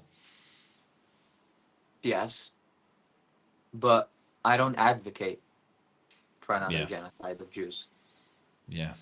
Or an attempted, because I mean they didn't genocide, they attempted it. But either way, I don't advocate for it. I do hope for anything avoiding that. But trust me, and I'm sure you know this already because you talk to a lot of them as well. I talk to a ton because I'm in the community, and obviously I have this network of people who believe the same things as me. We do differ in some, you have some esoteric Nazis, you have some Satanist ones, but either way, a lot of them do advocate for it, and they're far more violent, like American History X, basically, right? They're far more violent and far more willing and enthusiastic about doing it, about harming physically. So why associate with them? Why say that's your community? I don't like you are not that person. I don't associate with. Well, this is the ideology I follow. But this is but the now thing. the This is goal why is different. Everybody's different goals. I mean, this is why you're fucked up, Brian. I hate swearing. I never swear, but you're in the head in the sense that you know that these people are monsters. You know that they're savage. You know that they will do evil. I'm lumped in with them, but it's because of the ideology I follow. Like I agree with basically then why almost follow everything. it? Well, because I agree with almost everything. Look, the only thing that I really don't agree with is the anti-Slavism that Hitler had. Even though Slavs usually are pretty stupid, but either way, it's not something that I agree on. But you know, but you obviously just the goal. Do you So do you agree with the final solution? Nowadays, like if I want another one, then and nowadays. Then, yeah. If it worked. It didn't. If it worked. Right, it didn't work. So clearly it was a failure. Do you agree with it though? Oh, let's say if it worked. If they just eliminated me. They eliminated my grandparents, their children, their uncles, their nieces, their nephew, all of them gone. They brutally murdered all of them. They shot them in the head. They gassed them in vans. They sent them to chambers. Any of them, many, they starved them. Whatever the conditions they died in. If they'd been successful and there were no Jews left, do you support that? Well, I probably wouldn't be a Nazi if it succeeded. Why? Because there would be no perceived problem. Okay, so there is a perceived problem. The perceived problem is the Jew. Do you want to see it done again, but successful this time? No, I don't want. So you don't want this is what I'm sorry to really press you. You don't want it then. You don't want it now. But that's the heart. That's the core, the nucleus, which all your community revolves around. It's hard. I don't think it's hard. The message I'm trying to convey. What I'm trying to say is that. Okay, this is what I go by. Okay. Yeah. By all means necessary. Solve the issue. If that is what it took for them to solve the issue, then so be it. I wouldn't want it. Like I wish there was any other way around it. But and just so I'm clear, what is the issue you're solving? The Jewish problem. The Jewish question. And what is the problem? What is the Jewish question? What's the JQ? The JQ is them having such a prominent So imprint that on the West. we've hit it. We've hit it. So it's Jewish success, and it's kind of where I run. And I was being a bit tongue in cheek, but it's where we started the conversation. And I joked about Jewish IQ, but this is it for you. Jews Well, have a success at the disproportionate expense influence. at the expense of others. Jewish success at the expense of others. I disagree in the sense that, for instance, let's say I know the UK, almost 20% of the current FTSE 100 companies were founded by Jews. In America, it will be much higher. They've created thousands and thousands of jobs, billions of dollars, billions and billions of dollars. They've enriched the nations they're in. The medical breakthroughs. So Jewish success But that is benefits out of personal gain, everybody. though. Anybody's success. European success has benefited Jews, and Jewish success has benefited Europeans. Elon But Musk, what? Jeff Bezos said something amazing the other day, and I don't like Bezos at all. Very, very successful billionaire. The richest billionaires at the moment, by the way, they're not Jewish. They're so what do you call them? Is that Musk, Jewish? I'm Bezos. not sure. No, he's definitely not Jewish. Okay, he's Greek. Greek Jew. He said that my for-profits will benefit society more than my charitable work ever will. And if he does his for-profit right. So the reason why Amazon's made him so much money is Amazon adds so much value to society. We're probably speaking via Amazon servers at the moment. And so Mingle's making money. We're making YouTube money. Like that, if you do business well, everybody benefits. You may benefit incredibly, but the world benefits at a far greater rate. And so this is Jewish success. Obviously, Bezos isn't Jewish, but the companies that you look at as successful and the wealth that those individual Jews have made is actually a benefit to Europe, not a negative, or to the West. Well, I'll get more in the depth of it. I think, for instance, when it comes to banking, right, all these very high interest rates that, for instance, between Jews are not allowed. That there's no interest allowed. Not even Muslims allow interest between Muslims. But Jews owning these banks and putting out these very high interest rates and baiting people into lifetime debt to them. What are the biggest banks in the world today? Oh, biggest banks. They're all Bank of America might Chinese. be in there. I'm not No, no, sure. no, Chinese. The biggest bank in the world's worth $4 trillion, or has $4 trillion of um, assets under management. But still, Rothschilds, the Swedish branch of the Rothschild is 175 billion. Is a Rothschilds fraction. are Tiny, Jews. tiny. They're Okay. tiny. And it's actually run by Christian. Ariana de Rothschild is not even Jewish. She married into the family. Her husband died. She's the chair and CEO. The British branch, David Rothschild, I think is slightly bigger, but I don't know what they're worth. But these are tiny banks in comparison to the big American and big Chinese banks. Like JP Morgan's not Jewish. There's nothing Jewish about it. Well, who owns most of the wealth in the world is Jews, No, it's being not. less than 1% of the population. You No, sure? positive. There are definitely affluent Jews. I know some of them. I wish they'd give you some money, but they don't. But if you were to tell me Jews are disproportionately wealthy, I'd agree with you. If you Yeah, were to tell me they they're are. the wealthiest in the world, no. Like you have rich Jews. Soros is a rich Jew. Zuckerberg's a rich Jew, but he's like his children won't be Jewish. His wife isn't Jewish. And so there are definitely rich Jews. And that's fine. Those Jews add value to society. They don't take away value from society. The banking system is what's led to the incredible acceleration of industry. I don't know you. I can loan you some money, I loan you $100,000 because I know you're going to pay me something on top of it. So I'm incentivized to give you money, which enables you to launch a business. And so it's very easy to demonize these things, but these institutions are what Western excellence stands upon.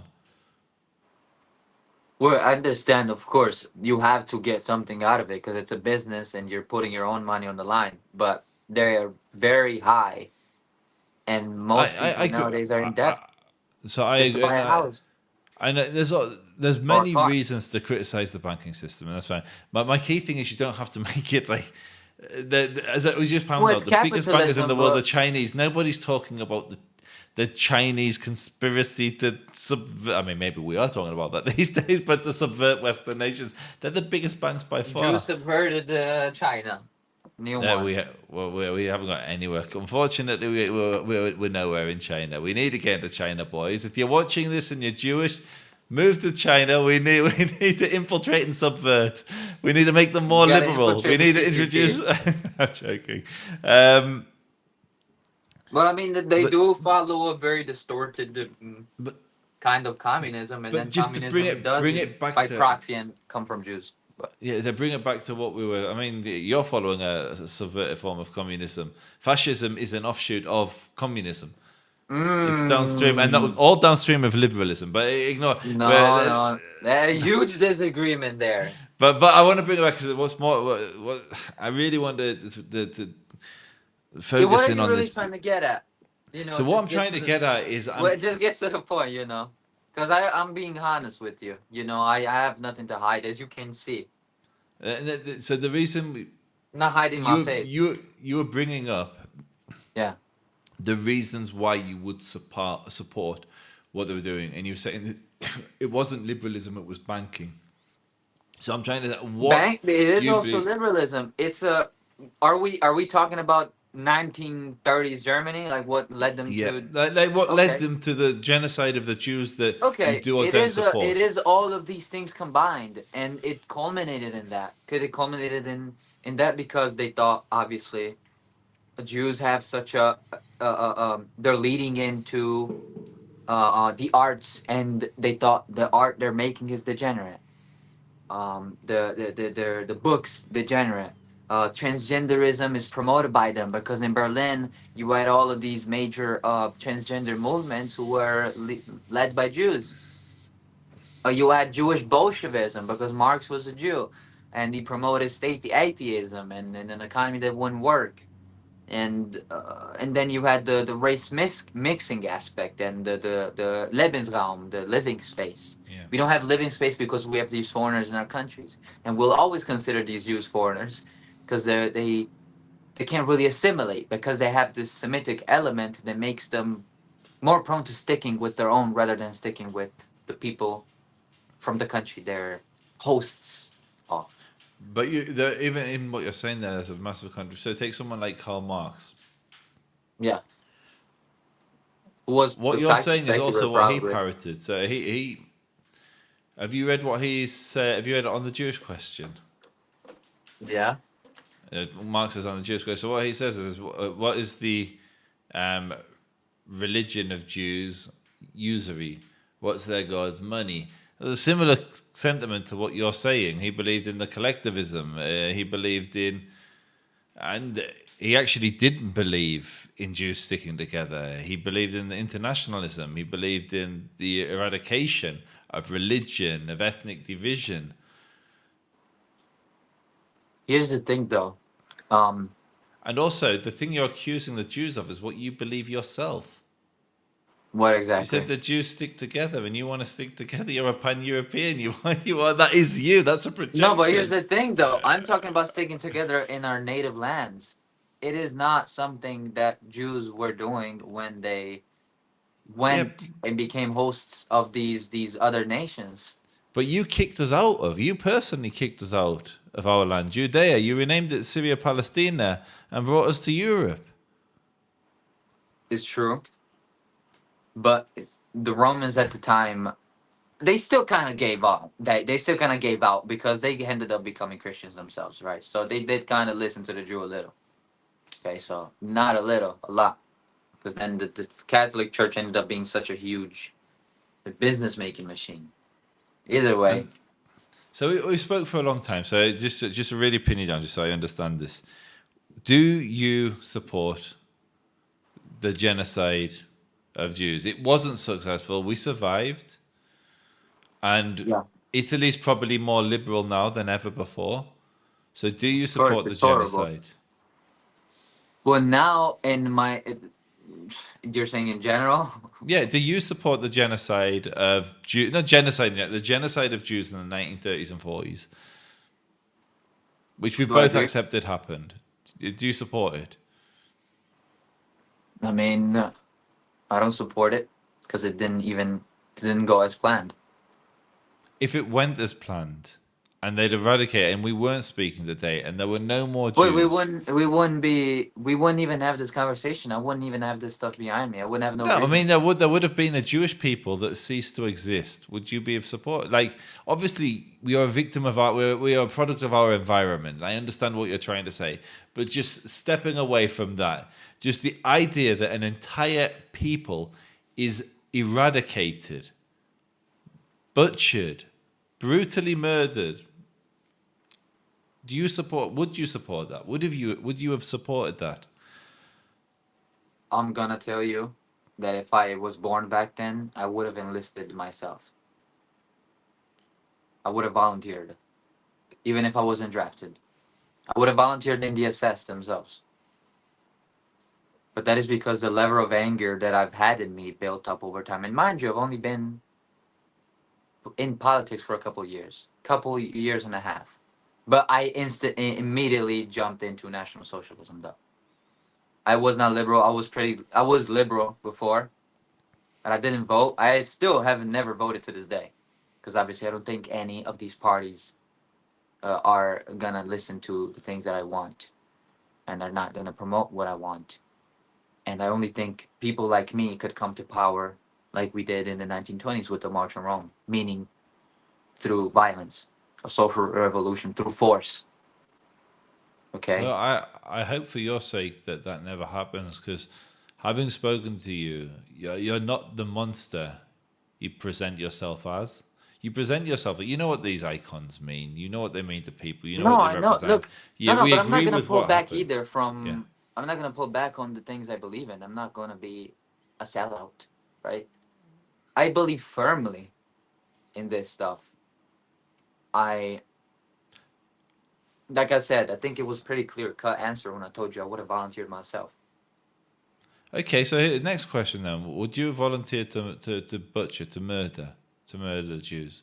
Would you be the guy in the camps, the Well, look, executioner in the going from village to village in a death squad, murdering innocents? Would you do that? Would that be you? Would you volunteer for that? Not to fight Russians on the front line, but to murder innocent children, women, elderly. well, you're putting it in a way that like, you're gonna I'm make putting it me. in the way that what happened, what we both agree happened. We know that the death squads went and murdered No, but Jews. you're phrasing it in a way, like murdering kids. It's like if I say yes, you're always gonna think this guy's fucking out of his mind. I And mean, they will. I'm Even if I don't frame it that way, they will. But you said you're honest, you're transparent. but I also said I have like I do feel horrible. It's war. Okay, but I'm gonna answer your question.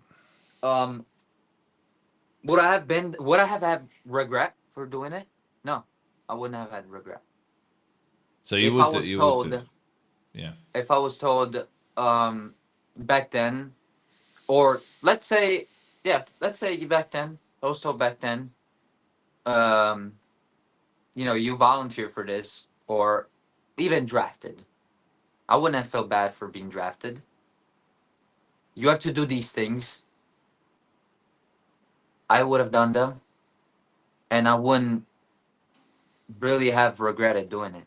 Would I feel bad? Most likely, yeah, because I would have had PTSD from doing these things.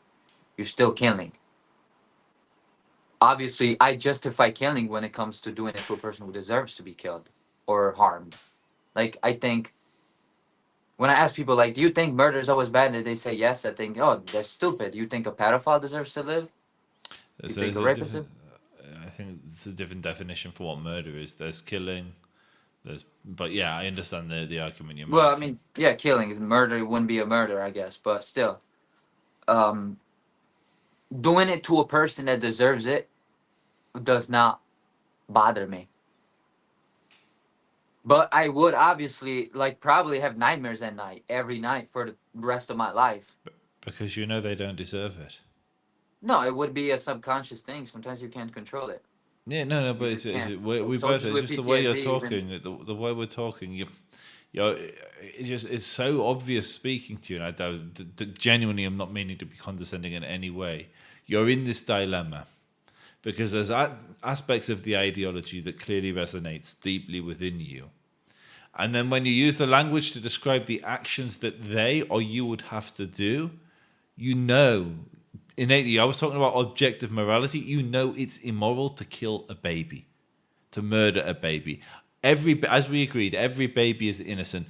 The reason you'd have trauma isn't because it's subconscious, it's because you've done one of the most depraved and evil acts that a grown man can do. You are the protector of children, the I'm. protector of babies.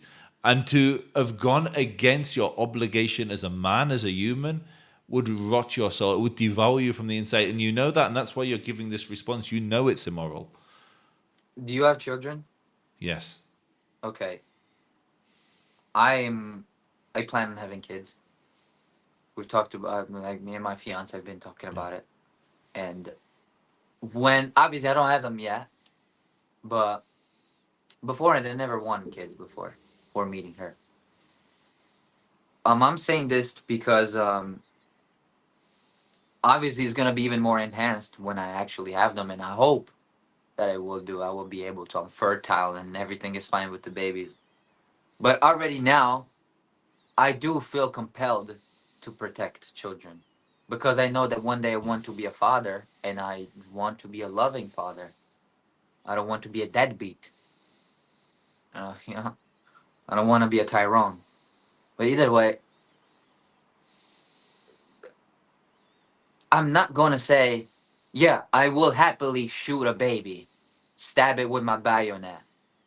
No, there's guys that say that, And and we I've know met they're them. evil. There's guys that say that, and they have the same shit in they have in my room. They wear the same shirts I wear. If we were standing next to each other, you wouldn't be able to tell the difference until we opened our mouths. But I do appreciate that you think I am well read or whatever. I do read It's a more lot. than I well read a read. ton. You're clearly conflicted because you have innate morality. It's there. It's in you. It's the way you speak. And I even sense that you're worried about your partner. And I don't mean it because you're like she's deeper in it than I am, and that's almost like a cry for help. It's crazy because like I've only just met you, but I can see like your No, motivation no, isn't no. Cry for hate. help for what? No, not cry for it's wrong. It's not cry for help, but it's like you see the problems down the road. You see the problems down the road. You're intelligent. You know what's coming, and you have innate morality. That's why you're able to talk to me like a human because you recognize me as a human. Yes, I'm Jewish, and yes, this ideology is my enemy. But you speak to me like a human, not like an. Oh, dude, I do. Because I'm still gonna be kind, and I'm not gonna be a fucking chimpanzee about it. And just because I know those guys that just call you kike, kike, kike like that, and Yeah. boom, that's it. There's no value. Uh, they don't bring any value to the conversation, and there's not any love for them. There's no intelligence. Okay, there's not. I like when people are intellectual, and I think reading a lot is denoting of intelligence.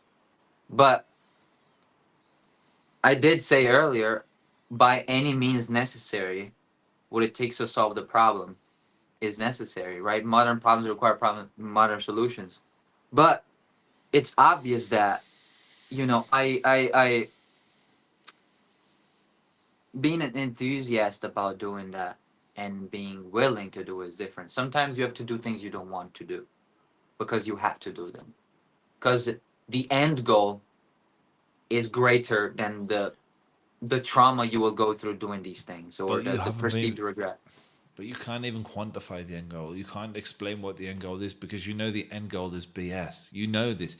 You know that removal of. You know, if you were to genocide and murder every last Jew, there'd And by still the be way, that's not even the liberals. only. They had a way bigger. There'd still be communists. There'd still be capitalists. And you know what? The We're overwhelming war with majority of them everyone, would be man. European.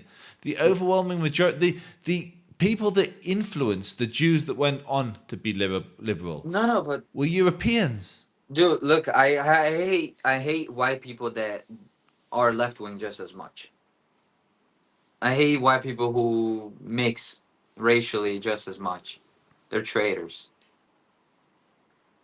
So we're really enemies. We have a lot of enemies. We're against everyone. We're the most politically persecuted class for a reason. That is why a lot of the guys that you talk to on your socials, because I've seen your videos, they are usually masked, right? They wear a mask, voice changer, and that's it. And they don't really end up. Well, obviously you have short clips. I don't know how long you actually talk to them for, but I don't assume it's for very long. No, I have long clips as well. That's like hour-long conversations on my YouTube with National Socialists. But sorry, I interrupted. Okay, well, all right. What I'm trying to say is that they they have to hide a lot and not be so out with what they say because we're the most politically persecuted class, and so we really have everyone against us apart from people that are really believing in the same exact things as we believe in, because you're gonna have some internal disagreements. For instance, like I just said, there are people who fall within the same grouping as me, but they are nutcases. Okay, you had them back then already, like the guy that I told you about, the SS general. He was taken from a concentration camp. This German guy convicted of having with a minor, taken from there because he begged a friend of his who was a higher ranking officer to give him a division and make him a soldier. He gave him the division and he made them fight partisans, and they just started going crazy and killing brutally pregnant women, babies, and horrible stuff like that, even fighting each other because they were all drunks. Either way, what I'm saying is you had nutcases, okay? But the problem is that obviously the public sees everyone like that believes in this ideology as the nutcase. But obviously you're gonna bring up a sensitive topic. You're gonna talk about the Holocaust, and like, would you actually be willing to take up arms and kill in cold blood? I think only nutcases can kill in cold blood. A lot of German soldiers had PTSD from the stuff they went through, like every other soldier. Even though it's like the end goal is greater than the suffering gonna go through, they still did it because they did it for the sake of the end goal. Even though they would die in the process, a lot of them were enthusiastic to die in the process because they died for their country. It didn't matter if they died young and everything. But it is a very sensitive topic, and I have this conversation with fellow National Socialists as well, whenever we talk about it. And I do get a feeling in me. Like, obviously I'm thinking of all the kids and the pregnant women that died. It hurts. Like I tore up a few times. But the level of anger that brings people to do that, and you could say turns them into sociopaths. At the end of the day, it's this society breeds people like this. Society bred people like Derlewanger. Society bred people like Hitler. Society bred people like me. It's like you said, we're products of our environment and our experiences. But like I said, I wouldn't enjoy doing that stuff. Now, if we're just talking about, like, I'm saying targeting kids, maybe not targeting, but if they get caught in the crossfire, it's no big deal, right? But like, I don't know if we're talking about a pedophile, right, or a mass murderer, then I kind of would feel enthusiastic about doing it because I feel like I just took a threat out of the world, a big threat. Now, I feel the same with the Jewish people because that's how I perceive them, and all the other immigrants who flood these countries, I see them as enemies. But if we're talking about defenseless people, then obviously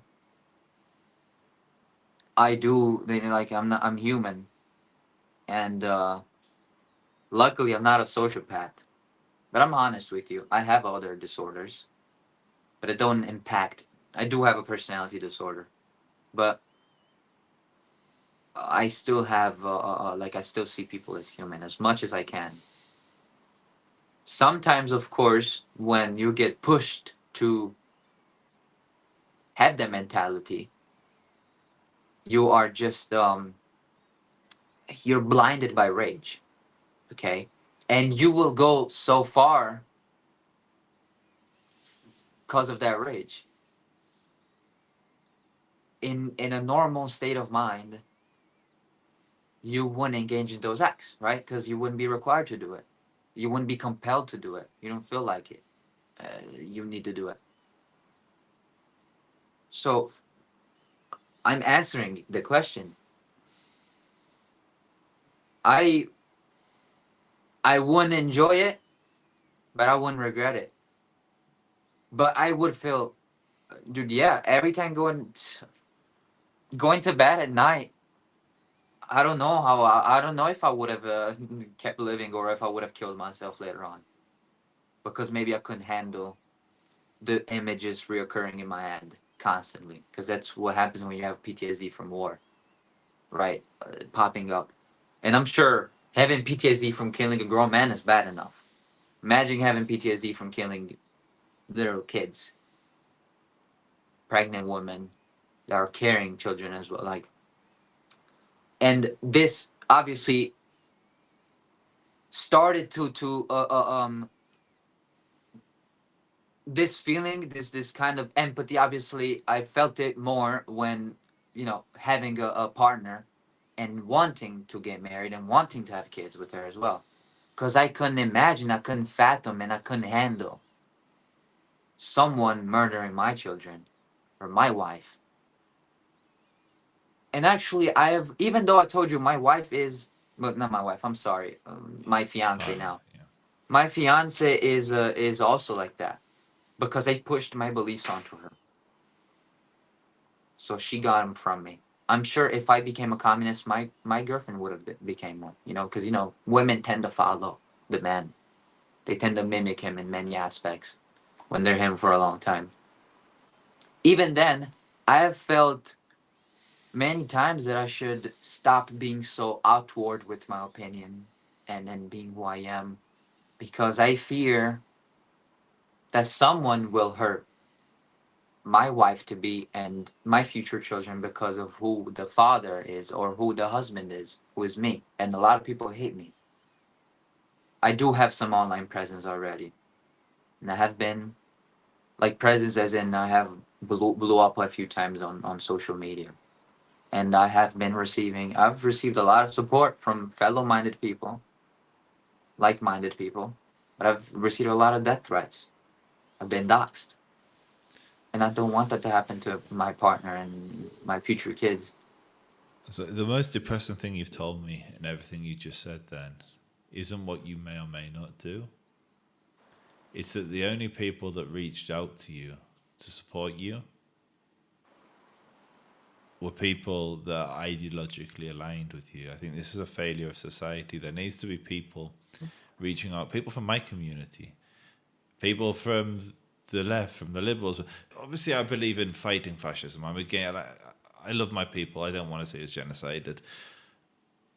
But the best mechanism we have for helping people like you is not just to attack, but to speak, to humanize you, to help you back. Because the thing that's going to change you, and I know this is, if you have a child with your fiance, unless you are the sociopath, the psychopath that you're describing these other people, when you look at that child and you look that child in the eye and you feel that connection, you will know deep within you that the murder of something so pure, irrespective of its race, its ethnicity, irrespective of its political parents, like the class they belong to, whether they're communist or capitalist.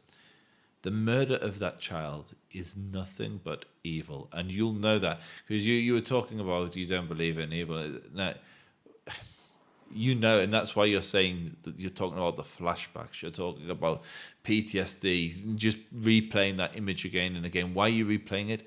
Because you know it's wrong to take an innocent life. And there's people in your political camp that wouldn't think twice. And they're No, yeah. evil. And they're my enemy. You're not my enemy. I hate speak because I sound like I'm condescending about it, but you strike me as lost. You've been in this ideology for 2 years. 2 years. And what's taken you there is anger and rightful anger at what's happening in Europe. Like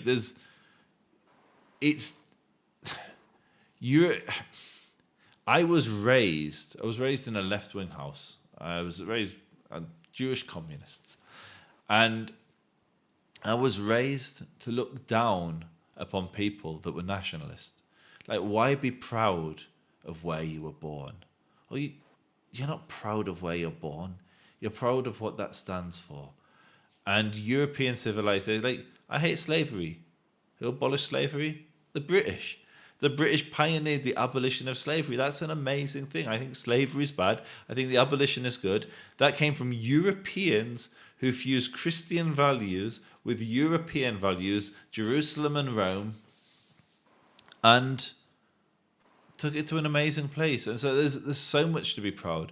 And the depressing thing is that for men like yourself, there is no alternative but a genocidal ideology which you accept and recognize murdered innocent people, or what you stand against. There's nothing in between. And that's the failure of the West. The failure of the West isn't liberalism. It isn't that. The failure of the West is that nobody is able to provide a moderate platform to stand up for the decline. You said earlier, you think, that it was depressing that I said that people that support me are like-minded. They ended up being the most supportive people I've had in the darkest time of my life. People with my same ideology. I never had such a connection with someone that did not align with me. Although I will say that I wouldn't really have a problem with making friends with them, but they don't want to be friends with me. They don't want to even hear me speak. A lot of people, just because of what I portray and what I believe in, everything I say, everything coming out of my mouth is garbage, because they see me as garbage. They dehumanize me, and I've never really, I've never really turned down a conversation that gets to these depths. But every time I try to have them, with it's only a few people with which I can have this kind of conversation with, because it gets very sentimental and it really hits your heart. It gets to the bottom of your heart, and a lot of people don't even want to explore that part of themselves. So can I propose something? Now, I've got recorded this whole thing, and I'm going to propose something to you. I was just going to post it on my YouTube. But if I did something different, would you be willing? If I fundraised to get you, to raise you money, to bring you to Israel, to visit actual Holocaust survivors, to go to Yad Vashem, all expenses, like, you wouldn't pay for a thing. And there's no reason for any Jew to do this because you're literally our enemy. Would you be willing to do that just because I want you to meet your enemy? I want you to meet the families. Why would you want me to be so close? Why would you want me despite the things I believe in? Because I want to understand your psychology. My psychology. What is your thought process when you want to embrace me so much, but I don't want to embrace you? Because obviously everyone else usually is hateful towards me, wants me dead, wants me hurt. So I'll be candid. There's two sides. One, just pure selfishness. It's in the Jewish people's interest. It's in my children's interest if I'm able to take a Nazi away from a genocidal ideology. So that's like the textbook. Okay, de-radicalize a Nazi, help him sort his life out so he's not blaming the Jew. Just surface level. The deeper stuff is speaking to you. You strike me as very human. You don't strike me as the average Nazi I've spoken to. You're very intelligent. You're very well read, and you have a lot of empathy, far more so than any Nazi I've spoken to before. And there's something to work with. So that Neurodivergent, if that helps. You're definitely on the left. No, I'm joking. No. No, I'm not. For some reason, neurodivergent on the left is now a badge of honor. But no, I No, neurodivergent, like yeah, in psychiatric terms, yeah. No, and ADHD and stuff. no, the offer is still there. For me, it's you come across. Maybe it's because you're neurodivergent that you come across as having a heart, or maybe you're a chameleon and you can put on an act, but you come across as one of the most human people I've spoke to on here, and I'll tell you this though, not to interrupt you, that I appreciate it. I don't think I'm intelligent by any means. I don't think I'm well read really. Like I read a lot, but you are. I don't even have formal education. Just to tell you, like I dropped out of high school. Same. I mean, I finished high school but didn't go to university. And for context, before I did YouTube, I used to run a team of PhD doctors. So not going to university means nothing these days. Well, I didn't even go, I didn't even finish high school, but it's probably because you're probably telling you everything. Probably because you're neurodivergent, but you're clearly very intelligent. Clearly. But you also did, like, sure, like we're having a civil conversation, but obviously I'm in a constant state of anger because of this is the ideology I follow, and it brought me into it because of anger. This feeling that we're just losing constantly. But when I'm I have my times where I appear way less human, and my speech changes, the tone in my voice changes, and I would be more prone to violence. I could always control myself though, and I've never hurt anyone. I've never been arrested. Um, and obviously I'm nowhere near the ideal National Socialist either, but I've been okay. I'm gonna tell you something. You can post me on YouTube. I just want you to clip this part out. Yeah, you have my word. You have my word. That little section there between where I put my hands up and I'm just doing now so I know how it finishes. To now, I'm going to edit this all out and no one will know. And I'm grateful that you confided in me. What I would say is I'm going to share my socials. You might know them already. You can DM I don't remember me. them. I've seen you, So but I'll put them in the chat now. This is my Instagram. You can reach me on Instagram, or you can reach me on X, I think, maybe even Facebook as well. That's Twitter and Instagram. Then my DMs are open. If you just let me know that you're the kind Nazi, I'll know who you are. Oh my god! What, am I the only one? No, truthfully, you're the most human. Oh no, oops. And he skipped by accident, but hopefully he's got my details. He said some stuff in confidence, which I won't repeat. But if you're Jewish, if you're Christian, pray for this man's soul.